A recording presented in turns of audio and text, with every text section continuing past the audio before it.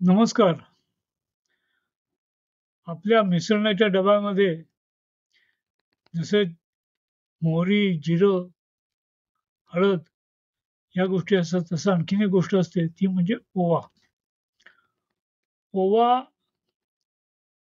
ही गोष्ट पचनाला मदत करतेच. हे द्रव्य पचनासाठी अतिशय चांगलं आहे.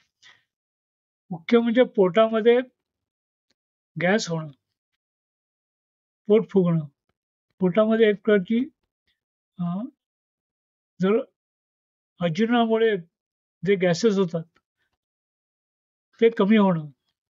थोडक्यात एक प्रकारची सडण्याची प्रक्रिया जी होते सुरू, ती थांबवण्याचं काम हे अजमोदा किंवा ज्याला आपण ओवा म्हणतो त्याने होतं. त्यामुळे ओवा हे आपल्या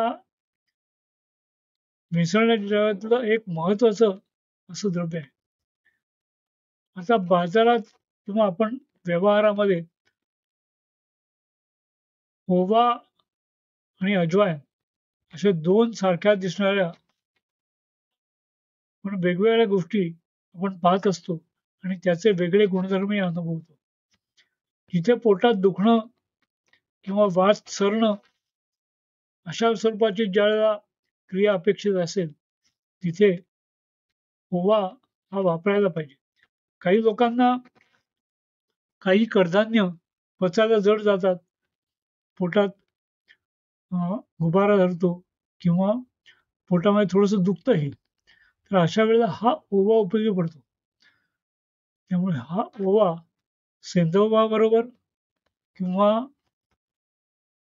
साध्या मिठाबरोबर किंवा गरम पाण्यातनं घेतला, तर त्याचा उपयोग आपल्याला नक्की होतो. फोडणीमध्येही घालता येतो. कारण हा अत्यंत चांगला कृमिघ्न आहे. आता कृमिघ्न आता पहिली 4ही द्रव्ये आपण जी बघितली, या सगळ्यांमध्ये कृमिघ्न हा एक महत्वाचा गुणधर्म आहे. मोहरी, जिरं, शहाजिरं, हळद आणि आता ओवा यांच्यामध्ये कृमिघ्न हा गुणधर्म आहे आणि याच्यामुळेच त्याला आपल्या मिसळण्याच्या डब्यामध्ये स्थान आहे, असं माझं मत आहे. हा उष्ण आहे आणि पचायला पचनासाठी मदत करणार आहे. पण तो पचनासाठी मदत करण्यापेक्षाही तो दीपन म्हणजे भूक लागण्यासाठी उपयोग अधिक त्याचा चांगला आहे. आणि त्यानंतर हा वायू सरणं याच्यासाठी सुद्धा त्या अजमोदा किंवा गुजरातीमध्ये अजवा म्हणतात. संस्कृतमध्ये अजमोदा म्हणतात. आपण त्याला ओवा म्हणतो. तर हे जे ओव्याची पानं त्याची भजी आपण कधी खाल्ली असतील. नसतील खाल्ली तर ओवा लावा. त्याच्यापासून ती छान हिरवीगार अशी पानं येणारी अशी वनस्पती निर्माण होते. त्यातली काही शिल्लक ठेवा आणि काही त्यांची भजी अतिशय रुचकर लागतात.